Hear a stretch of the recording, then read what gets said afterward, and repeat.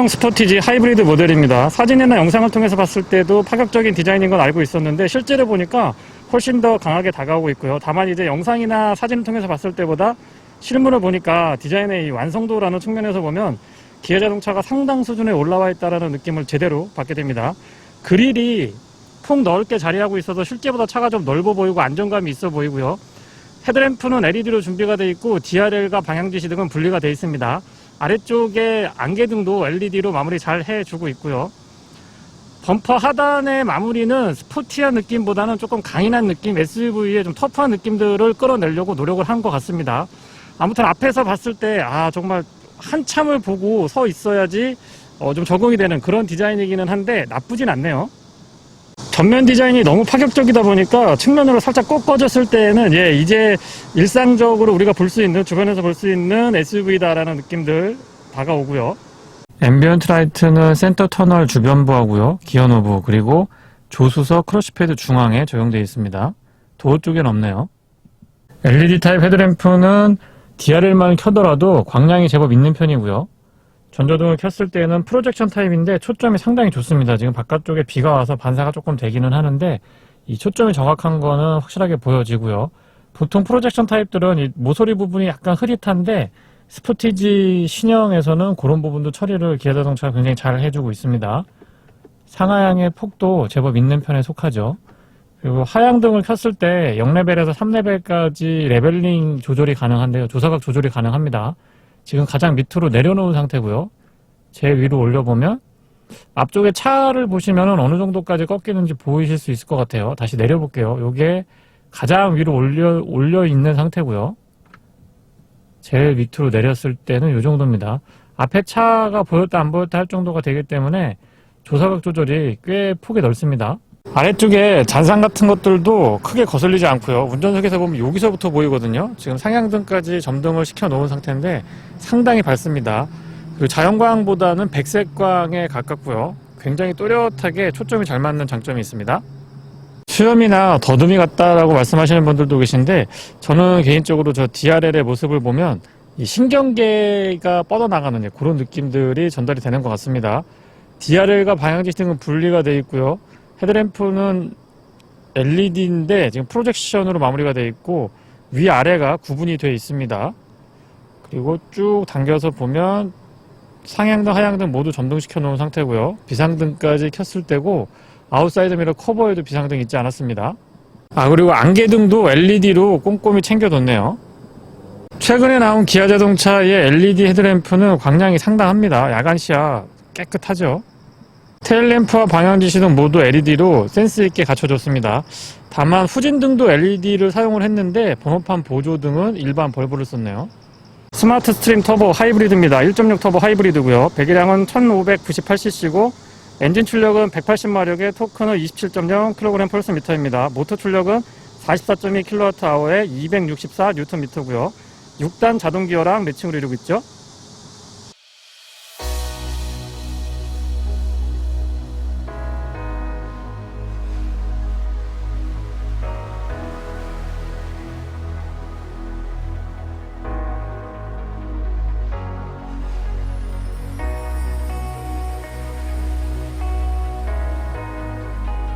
측면에서는 휠베이스가 나름 또 확보가 되어 있는 편이고요. 앞뒤 오버행이 그렇게 지나치게 길어 보이지 않기 때문에 비율도 나쁘지 않은 편이죠. 아웃사이드 미러는 블랙 하이그로시로 깔끔하게 마무리가 되어 있고 도어 쪽에 고정이 되어 있어서 안쪽에서 조금 더 시야를 확보할 수가 있죠. 유리 부분 테두리는 보통 크롬 몰딩을 많이 적용을 해주는데 아웃사이드 미러 커버랑 같이 피아노 블랙에 블랙 하이그로시로 꾸준하게 일체감을 주고 있습니다. 하이브리드 전용 휠이 적용이 되어 있고요. 타이어 사이즈는 235, 60, 18입니다. 도어 하단부에는 바디 컬러랑 다르게 재질도 조금 다르죠. 물론 도색이 되어 있기는 한데 어쨌거나 SUV의 약간 터프한 느낌들을 곳곳에서 보여주려고 노력한 것 같아요. 측면 뒤쪽 유리 끝부분에 보시면 이렇게 마른 목골로 디자인 포인트를 주고 있는데 센스 괜찮네요. 이거는 푸시 타입이고요. 안쪽에 캡을 많이 돌리지 않아도 되기 때문에 여다 두실 때 편리하게 쓰실 수가 있습니다. 후면부 디자인은 전면에 비해서는 파격적인 느낌이 덜하기는 한데 일반 모델에 비교를 해보면 이 역시 굉장히 파격적으로 보여지고 있고요.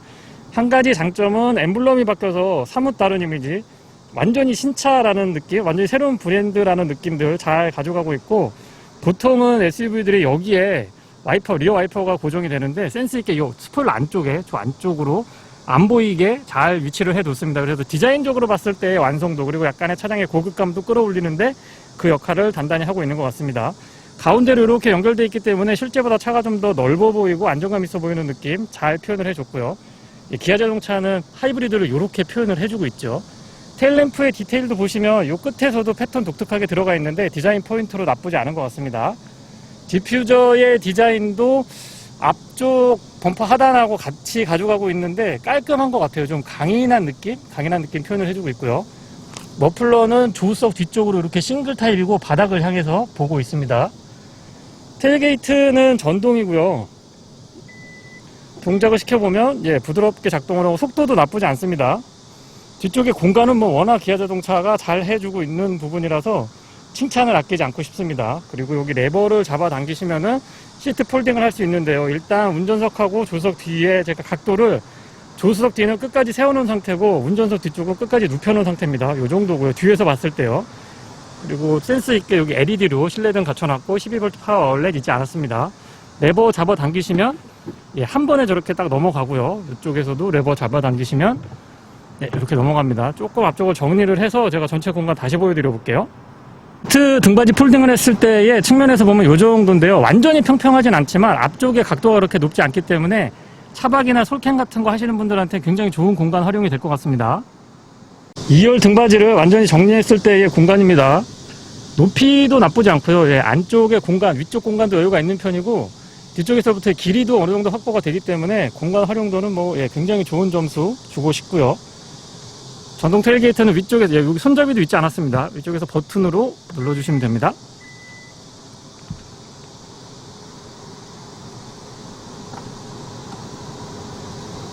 스마트키는 최근 기아 자동차의 트렌드인데요. 옆쪽에 대부분의 기능들을 위치시켜 놓고 있습니다. 그림 나쁘지 않고 확실히 엠블럼이 바뀌니까 느낌이 좀 산뜻합니다.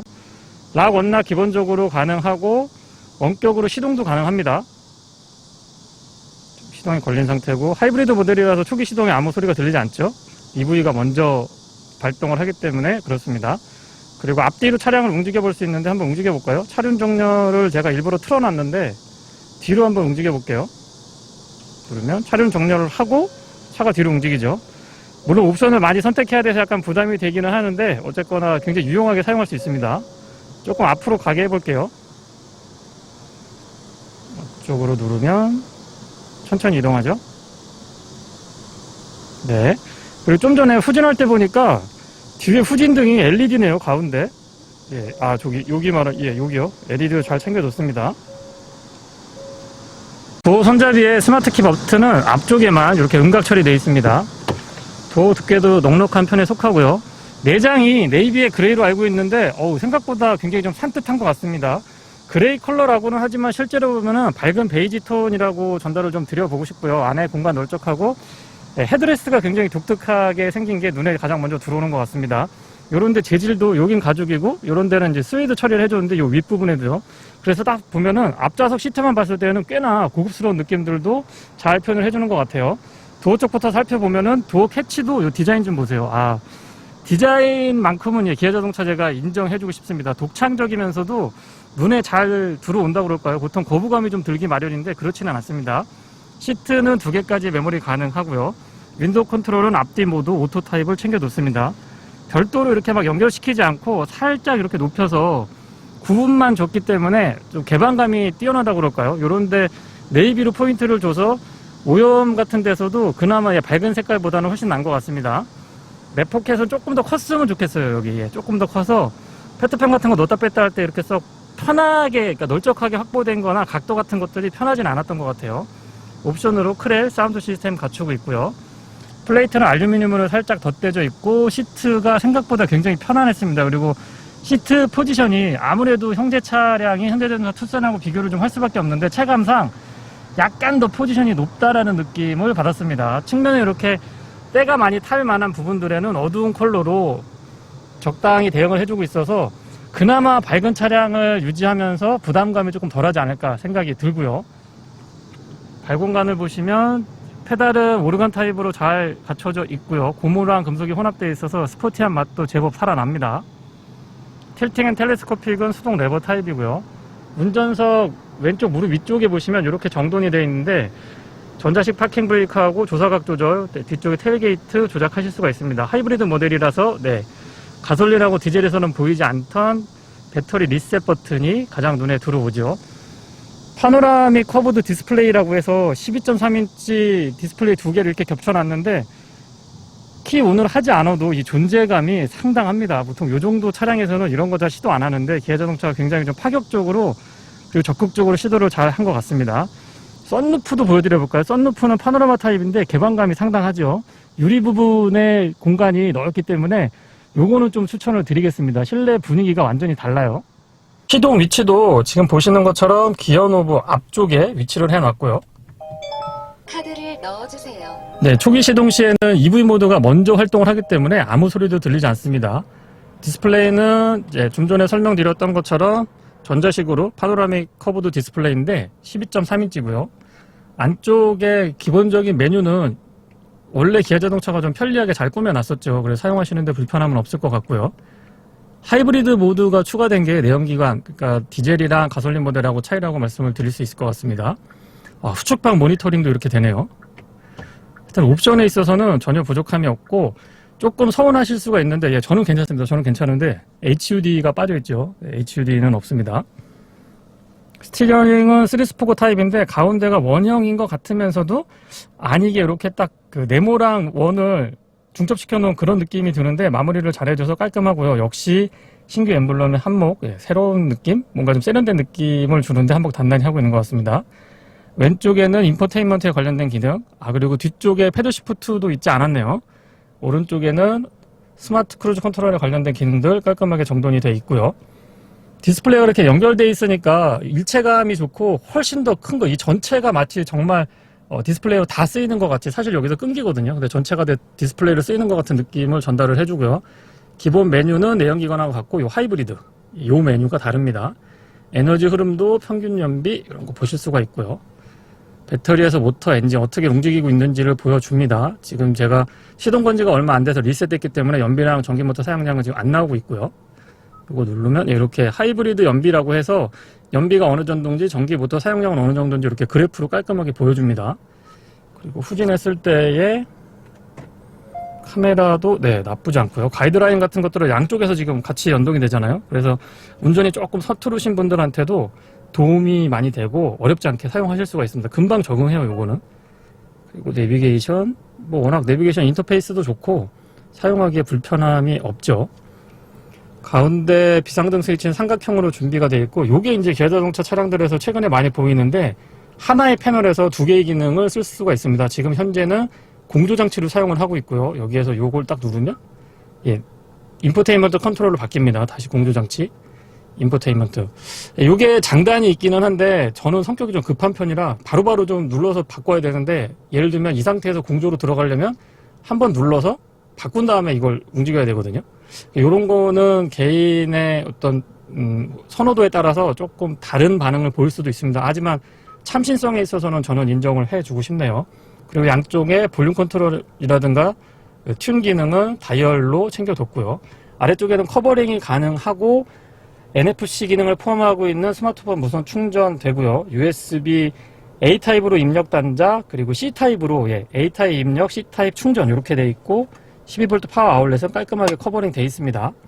뒤쪽으로 오면 하이그로시가 조금 과하다는 느낌이 들어서 요거는 좀 저는 아쉬운 점으로 말씀드리겠습니다. 왜냐면 손이 많이 닿기 때문에 이 부분이 하이그로시로 처리를 해 놓으면은 보기에는 그럴싸해 보이는데 오염하고 흠집에 약할 수밖에 없습니다. 지문 같은 것들도 상대적으로 도드라져 보이고요.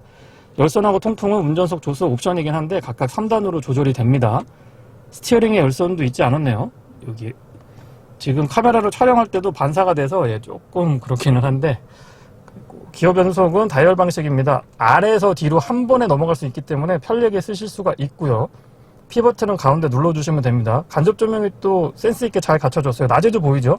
센터 채널 측면에도 이렇게 앰비언트 라이트가 보이고 이 위쪽에도 앰비언트 라이트가 간접 조명이 적용이 되어 있습니다. 드라이브 모드는 여기에서 이렇게 돌려주시면 되고요. 오토 홀드랑 주차 센서 온오프, 주차 카메라, 카메라 볼 수 있는 것들 컨트롤 여기서 하실 수가 있습니다. 드라이브 모드 한번 보여드려 볼까요? 총 3가지 있는데요. 스마트, 스포츠, 에코 이렇게 되고 모드 간의 편차도 재미가 있는 편이고 비주얼적으로도 좀 많이 보여주죠. 차이가 좀 있습니다.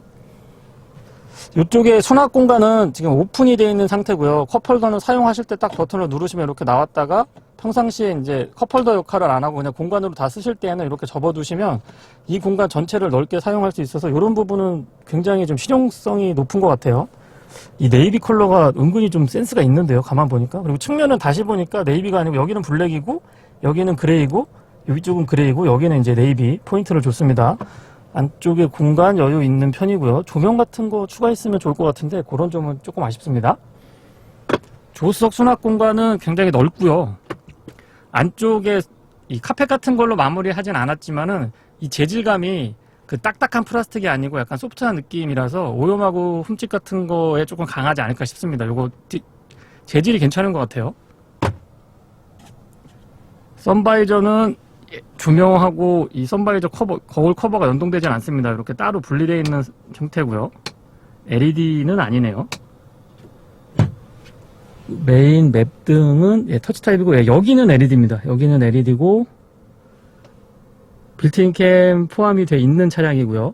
하이패스 이게 앞쪽에서 넣는 게 저는 조금 불편한 것 같아요. 차라리 예전에 이 미러 측면에서 넣었다 뺐다 하는 게 훨씬 더 편했던 것 같습니다. 룸밀러는 베젤 부분이 약간 얇게 처리가 되어 있어서 좀 시원한 시야를 제공을 해주고요. 파노라마 타입 썬루프는 뒤에서 이 이너 커튼 제가 지금 닫아보는데 한참 오죠. 오픈 사이즈 상당합니다. 완전히 신차고 제가 뭐 4일 정도 시승을 하기 때문에 잡소리 같은 거를 좀 살펴봤는데 어쨌든 제가 시승하는 동안에 잡소리는 없었고요. 위쪽으로 슬라이딩 돼서 유리가 오픈이 되니까 가뜩이나 유리 개방감이 좋은데 오픈 사이즈도 좀 큰 편이라서 확실히 이 파노라마 타입 썬루프는 저는 추천드리는 옵션입니다. 뒷좌석입니다. 유리는 일반 유리기는 한데 끝까지 깔끔하게 내려가줘서 좋았고요. 윈도우 컨트롤 앞쪽에 물론 오토 타입으로 작동을 하고 앞쪽에 열선 시트는 이제 2단으로 조절이 가능합니다. 바닥 공간 여유가 있는 편이고요. 가운데 턱도 그렇게 높지 않기 때문에 공간 활용도 좋습니다. 측면에 안장 측면에 레버가 있는데 지금 보시면 운전석 뒤쪽은 완전히 세워놓은 상태고요. 조수석 뒤쪽은 끝까지 눕혀놓은 상태인데 지금 딱 보시기에도 각도 차이가 굉장히 많이 나죠. 그래서 각도 조절이 생각보다 많이 된다는 것도 분명한 장점일 거고요. ISO 픽스도 챙겨뒀습니다. 이 가운데 이 킬팅 처리한 거나 위쪽에 스웨이드 재질로 살짝 포인트 준 거, 그 다음에 이 색깔이 좀 다른데 이런 것들 이질적인 컬러들을 굉장히 좀 센스 있게 잘 표현을 해준 것 같아요. 헤드룸도 여유가 있고 헤드레스트는 생각보다 소프트해서 장거리 여행에 불편하지 않으실 것 같습니다. 암레스트는 잡아당겨 보시면 컵홀더 2개 오픈 타입으로 준비가 되어 있고요. 승하차도 그렇게 불편하지 않은 것도 스포티지의 장점이라고 생각이 됩니다. 여기 보니까 포켓이 이중으로 되어 있는데요. 여기는 이제 일반 차량들도 있고 요게 하나 더 추가가 됐네요. 센스 있게. 여기에 이제 뭐 좀 움직이는 것들, 담아둬야 될 것들, 자주 쓰는 것들 이렇게 담아서 잠가 두시면 요거 아이디어 참 좋습니다. 일반적으로 내 포켓 역할, 포켓 역할 하고 있고요. 열어서 이 안을 또 이제 뭐 자주 사용하시는 것들 보관하시면 좋을 것 같습니다. 그리고 여기에도 이렇게 고리 같은 거 달아서 이 비닐봉지 같은 거나 가방 같은 거 걸어 놓으시면 참 좋고요. USB 충전 단자도 이 측면에 양쪽으로 다 챙겨뒀습니다. 워크인 스위치도 잃지 않았고 가운데에는 에어벤트 준비가 되어 있습니다. 그 아래쪽으로도 공간을 상당히 마련을 해놨죠. 이게 은근히 깊어서 뭐 자잘한 거 보관하시기 참 좋을 것 같아요. 그리고 최근에 기아 자동차 이제 K8부터 제가 보기 시작했는데 헤드레스트 뒤쪽에 이렇게 옷걸이 역할을 할 수 있도록 준비를 해놨는데 이게 또 이쪽으로 보여드려볼까요? 옷걸이 역할을 할 수 있도록 이렇게 준비가 되어 있는데 이 안쪽에 보시면 참 마감 처리가 좋습니다. 잘 흘러내리지 않도록 고무 같은 걸로 이렇게 덧대줘가지고 옷에 흠집도 안 나고 딱 걸어놓으면은 쉽게 이렇게 흘러내리지 않도록 이런 센스는 다시 한번 좀 칭찬을 해주고 싶고요. 실내 등은 LED로 마무리 잘 해놨습니다. 옷걸이 있고 여기에서 온오프 지금 제가 문을 열어놓고 있어서 계속 들어와 있는데 스위치를 별도로 마련을 해뒀죠. 뒤쪽에서 보시면 다른 것보다 파노라믹 커브드 디스플레이 저게 실내의 어떤 그 분위기를 압도하지 않나 싶고요. 2차 급으로 보이지가 않습니다. 실내만 봤을 때에는 한 등급 위의 차량을 보는 듯한 느낌을 전해주기 때문에 만족도가 굉장히 좋은 것 같습니다. 물론 이제 옵션으로 이것저것 넣다 보면은 그만큼 비용을 많이 지불해야 되지만은요. 스포티지 하이브리드 모델을 시승하고 있습니다. 1.6 터보 하이브리드의 6단 미션과 매칭을 이루고 있는데요. 우리한테 굉장히 익숙한 파워트레인 중 하나입니다. 그리고 승차감 자체도 앞쪽에 맥퍼슨스트러, 뒤쪽에 멀티링크의 조합인데 꾸준하게 좋은 반응을 얻었던 이 조합이기도 하고요. 전륜구동 베이스 차량들은 우리나라가 상당한 노하우를 갖고 있다고 저는 생각을 합니다. 기아자동차가 그렇고 또 현대자동차도 마찬가지고요. 디자인에서 느끼는 어떤 과감함은 실내외를 막론하고 꾸준하게 운전자한테 어떤 재미 같은 것들을 전달을 해주고 있고요. 파노라믹 커브드 디스플레이 덕분에 앞쪽에 이 개방감이 굉장히 좋게 느껴지기도 하면서도 운전의 시야를 뺏기지 않습니다. 약간 낮게 이렇게 딱 세팅을 해놨거든요. 그래서 크러쉬 패드에 올라오지 않기 때문에 전방 시야가 굉장히 탁월하고, 이 외관 리뷰 때도 살짝 언급을 드리긴 했습니다만 아웃사이드 미러가 도어 쪽에 고정이 되어 있거든요. 그래서 A필러 쪽에 여기 쪽창이 하나 더 마련되어 있기 때문에 그런 개방감, 그리고 A필러 자체도 그렇게 두툼하지 않게 처리를 해놔서 전체적으로 봤을 때 이렇게 탁 트여 있다라는 느낌이 굉장히 좋습니다. 그리고 이 현대자동차 투싼하고 비교를 조금 할 수밖에 없는데요. 시트 포지션이 상대적으로 투싼에 비해서 살짝 높다라는 느낌이 듭니다. 그래서 이렇게 위에서 내려다보는 듯한 느낌이 들어서 나는 좀 파묻히는 걸 선호한다라고 하면 이 투싼 쪽의 시트 포지션이 조금 더 어울리실 것 같고요. 약간 SUV의 느낌 살짝 올라와 있으면서 위에서 이렇게 내려다보면서 좀 시원한 시야를 갖고 싶다 하시는 분들은 스포티지가 딱 맞는 선택지일 것 같아요.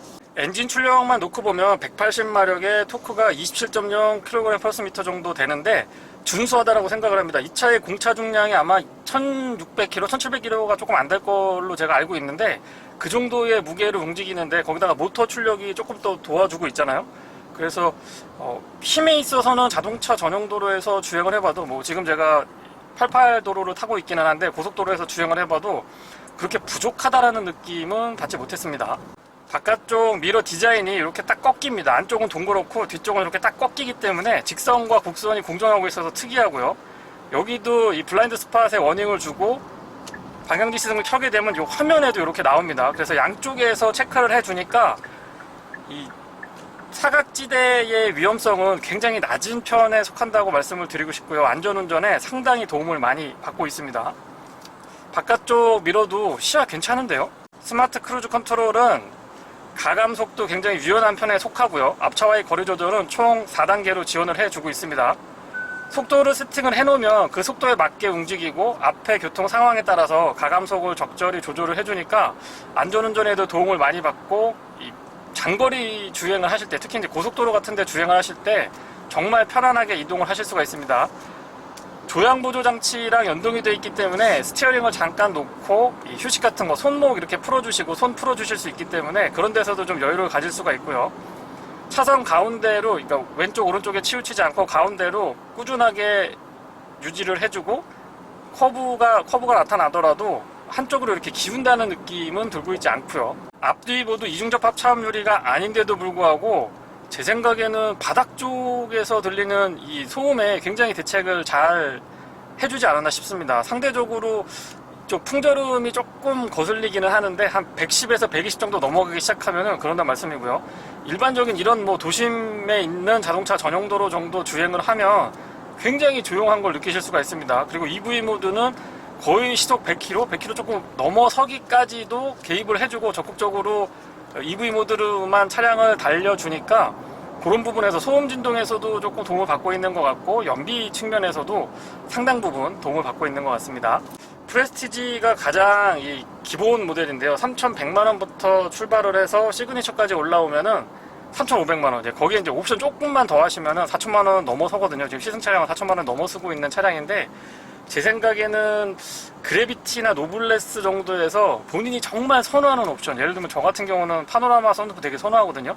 뭐 그런 정도만 선택을 해도 충분히 만족하면서 운행을 하실 수 있을 것 같습니다.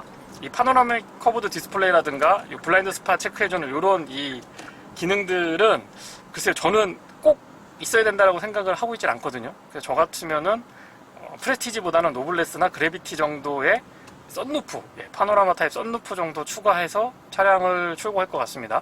제가 개인적으로 추천드리는 옵션 조합이고요. 간단하죠.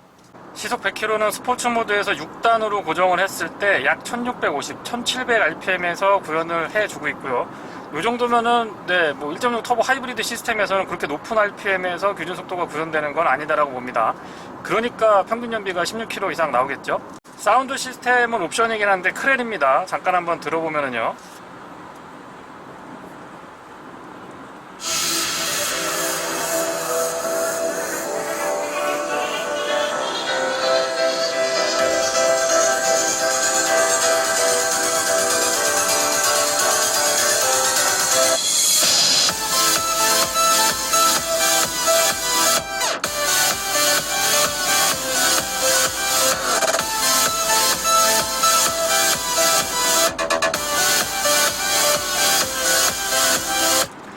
예, 이 사운드에 많이 민감한 분이 아니시라면 이 정도 충분히 만족할 수 있다고 생각을 하고 있고요. 고음하고 저음대가 일반 오디오랑 조금 차이가 납니다. 특히 고음에서 이 찰랑찰랑하는 느낌이 저는 내연기관 모델 탔을 때 일반 오디오가 장착되어 있는 가솔린 모델을 한번 타봤거든요. 그거랑 조금 차이가 나는 것 같네요. 조향의 안정감도 네, 이 정도면 나쁘지 않은 것 같고요. 화면에 자꾸 제가 보타를 한다고 말씀하시는 분들이 계신데 이 조향 보조가 작동을 해서 곡이 약간 이렇게 흔들흔들하게 보이는 것 같긴 합니다. 실제로 제가 운행을 해봤을 때 이거 보타가 많아서 짜증난다, 거슬린다라는 느낌은 받지 않았습니다. 그거는 참고적으로 좀 말씀을 드려볼게요. 딱 지금 시속 100km인데요. 예, EV 모드로만 달리고 있습니다. 이걸 어떻게 확인하냐면 EV가 들어오기도 하지만 드라이브 모드를 스포츠로 바꾸면 RPM 게이지가 밑으로 떨어져 있습니다. 이때는 이제 지금 올라갔는데요. 좀 전까지 떨어져 있을 때에는 EV 모드고 EV 모드 표시도 되고 RPM 확인해보면 보실 수가 있고요. 다시 에코 모드나 스마트 모드로 전환을 했을 때에는 지금 다시 또 충전 중이기는 한데 하여튼 시속 100km 정도에서도 EV 모드로 주행이 가능하다는 거 보여드렸습니다. 브레이크는 딱 적당한 것 같습니다. 예전에는 국내 차량들 시승을 해보면 브레이크가 항상 불만이었는데 최근에 나온 차량들 타보면 그렇게 브레이크에서 제가 부족하다는 느낌을 받고 있지 않았고요. 초반부터 꾸준하게 담력을 가져가고 있고 사실 이 차로 스포티지고 하이브리드 모델인데 이 서킷을 주행하시거나 본격적인 와인딩을 즐기실 분은 많지 않을 걸로 예상을 합니다. 거의 없으실 것 같은데 그렇게 좀 공격적인 주행을 하시는 분이 아니라면 브레이크 업그레이드를 생각 안 하셔도 될 것 같습니다. 적절한 것 같아요. 고속주행에서의 안정감도 상당 수준에 올라와 있다고 생각이 듭니다. 보통 이 정도 그레이드의 SUV들을 타보면 한 130, 150 정도 넘어가면 좀 불안하거든요. 그리고 전륜구동 차량들은 뒤가 약간 이렇게 흔들리는 듯한 느낌도 전달이 됐는데 스포티지 하이브리드 시승하면서 그런 느낌은 받지 못했습니다. 오히려 내연기관 차량보다 이 무게중심이 조금 더 아래쪽으로 깔리는 듯한 느낌이 들어서 코너링에서도 약간 더 유리하지 않나 싶은 생각도 들고요.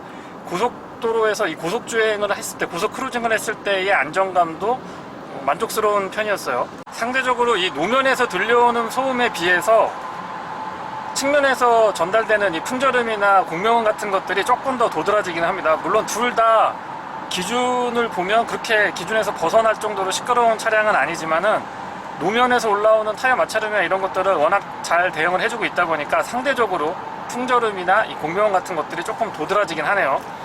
어두운 곳에 들어왔을 때 보시면 실내 앰비언트 라이트가 조금만 더 적극적이었으면 좋겠는데요. 예를 들면 조수석 쪽에 이 크러쉬패드 중앙에 살짝 있고 센터 터널 중심으로 기어노브 중심으로 이렇게 진하게 돼 있거든요. 근데 그렇게 보면 이 파노라믹 커버드 디스플레이 아래쪽으로도 이렇게 길게 진하게 쫙 돼 있었으면은 한결 좀 화려하고 실내 분위기가 더 좀 좋지 않았을까라는 아쉬움이 남기는 합니다. 조금만 더 적극적이었으면 좋겠습니다. 물론 이 파노라믹 커버드 디스플레이가 너무 크게 자리하고 있다 보니까 혼란스러울까봐 삭제시킨 것 같기는 한데 저는 여기도 있어도 나쁘지 않을 것 같아요. 공인연비는 16.3, 도심에서는 16.6, 고속도로에서는 15.8인데요. 제가 지금 리셋하고 주행이 약 한 18km, 20km를 안 탔거든요. 그래서 지금 평균 연비는 지금 15.2로 표시가 되는데 보통 제가 연비 측정할 때는 50km 이상 주행을 했을 때의 연비를 말씀을 드립니다. 그래서 제가 시승 동안에 최고 연비는 20.3까지 확인을 할 수가 있었고요. 평균적으로 고속도로 주행을 하시면 16.5에서 17.1, 16에서 17km 사이는 어렵지 않게 달성을 할 수가 있습니다. 지금 주행을 하면 할수록 계속해서 촬영을 하고 있긴 하는데 계속해서 연비는 올라가고 있는 상황이고요. 엔진의 회전 질감도 그렇고 뒤쪽에 이 배기음 같은 경우도 완전히 걸걸하거나 낮게 깔리거나 이런 건 아닌데 나름 괜찮습니다. 이게 시승을 해보시면은 제가 하이브리드 차량에서 배기음이 괜찮다고 말씀드리는 게 조금 그렇기는 한데 너무 좀 경망스럽거나 통통거리거나 그런 느낌이 아니고 약간 중음대에서 살짝 아래? 중저음까지는 아니고 중음대에서 살짝 아래로 이렇게 깔리면서 우웅 하면서 쭉 뻗어나가는 느낌이 나쁘지 않았고요. 1.6 터보 엔진은 엔진 회전 질감 좋습니다. 근데 지금 출발해서 23km 정도, 23km 조금 더 누적 주행거리가 넘어서고 있는데 연비 16.6 올라가죠. 그러니까 16에서 17 정도는 어렵지 않게 확인을 하실 수가 있어서 연비에 민감하신 분들도 충분히 만족할 수 있을 것 같습니다. 이 정도면은. 참고로 타이어 공기압은 지금 37에 맞춰놓은 상태고요. 통풍 시트는 3단으로 조절이 가능한데 현재 지금 밖에 기온이 30도입니다. 엉덩이랑 등받이 고르게 시원하게 잘 해주고 있고요. 보통 어떤 차들은 엉덩이보다 상대적으로 등받이가 덜 시원하거나 아니면 등은 시원한데 엉덩이가 덜 시원하거나 이런데 스포티지 하이브리드는 비교적 고른 편에 속합니다. 그리고 헤드레스트가 제가 실내 리뷰 때에도 말씀을 드렸는데 이렇게 길쭉하게 평평하게 길게 내려와 있거든요. 그래서 제 체형에는 이 헤드레스트가 맞는 것 같아요. 맞는 것 같고 조수석에 앉아서 잠깐 이렇게 눈 붙이려고 등받이 이렇게 기울여 보면은 목 쪽이 많이 뜨지 않아서 옆으로 이렇게 기울여서 잘 때도 되게 편하더라고요. 그리고 하이브리드라서 이 패들 시프트가 회생제동 조절이 되는 거 아니냐라고 말씀을 하시는데 요건 그냥 기어 오르고 내리고 하는 요 기능입니다. 패드 시프트는 그냥 기어 변속만 지원을 해주고 있어요. 다시 말씀드리지만 이 친구가 생각보다 코너링이 좋습니다. 코너링 한번 민감하신 분들은 제가 왜 자꾸 이렇게 얘기하는지 시승해보시면은 느끼실 수 있을 거예요. 꼭 내연기관, 디젤이든 가솔린이든 이 내연기관 모델을 타보시고 하이브리드를 한번 시승해보세요. 그러면 이 코너링 같은 데서 왜 저렇게 더 하이브리드가 좋게 느껴진다라고 이야기하는지 같이 공감을 하실 수가 있을 겁니다. 무게중심이 깔려있다라는 느낌이 들어요. 아무래도 이 모터도 모터지만 배터리 때문에 그런 게 아닌가 싶습니다. 공연연비는 16.3이고요. 18인치 휠타이어에 빌트인 게임이 포함되어 있는 시승차량 기준으로 말씀을 드립니다. 도심에서 연비가 16.6인데 실제 주행을 해보면 16.5에서 17.1, 16에서 17 정도로 여유있게 유지를 해줬습니다. 아침 출퇴근할 때 아침 시간이라든가 퇴근할 때 저녁 시간에 측정을 해봐도 아무리 안 나와도 13km, 12km대로 잘 안 떨어졌고요.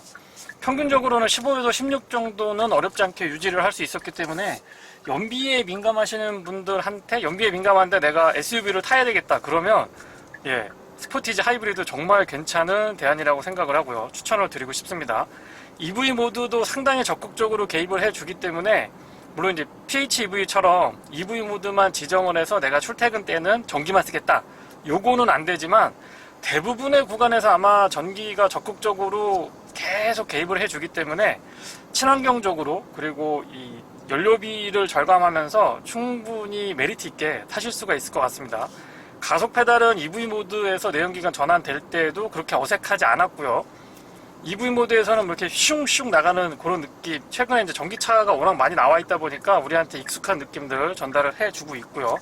내연기관 1.6 터보만 움직이더라도 힘이 부족하다, 답답하다라는 느낌은 크게 받지 않았습니다. 그리고 6단 자동 기어가 최근에 7, 8단이 대세인데 너무 좀 단수가 적은 거 아니야? 라고 생각하실 수도 있는데 차량을 몰아보면 글쎄요 1.6 터보 하이브리드에는 6단 자동 기어가 훨씬 더 좀 잘 조화를 이루고 있는 것 같아요. 연비 측면에서 이렇게 떨어지는 것도 아니고 아무래도 다단보다는 단수가 적은 게 무게에서도 조금 유리할 것 같고 효율 측면만 제외한다라고 하면 저는 여러모로 봤을 때 이 차에는 잘 맞는다고 생각을 합니다. 그리고 도심에서 브레이크를 밟았을 때의 느낌은 부족하다라는 느낌도 들고 있지 않고 초반에 이렇게 끄덕끄덕하는 느낌도 없었고요. 굉장히 부드럽게 세팅 잘 해놨습니다. 승차감도 워낙 메퍼슨 스트럿의 뒤쪽에 멀티링크 조합인데 요 분야 전륜구동 베이스 차량들 SUV든 세단이든 요 분야는 기아자동차, 현대자동차 우리나라의 대표적인 메이커가 굉장히 많은 노하우를 축적하고 있다라고 저는 생각을 합니다. 그래서 딱 승차감 같은 거 시승을 해보면 되게 괜찮아요. 익숙한 느낌들 전달이 되고요. 자동차 전용도로 시승할 때도 제가 언급을 살짝 드리긴 했었는데 투싼하고 굳이 비교를 해본다면 승차감에서 이 친구가 조금 더 탄탄한 느낌이 있습니다. 하드한 그런 딱딱함이 아니고 조금 더 텐션이 강하다고 할까요? 탄탄한 정도의 느낌이기 때문에 승차감, 그러니까 디자인이나 이 브랜드의 특정 브랜드에 이렇게 치우치지 않는다. 승차감이 좀 나는 탄탄했으면 좋겠다라고 하시는 분들한테는 스포티지 하이브리드 굉장히 괜찮은 매력적인 대안으로 될 것 같아요. 네, 이상 기아 스포티지 하이브리드 모델의 시승기였습니다. 고맙습니다.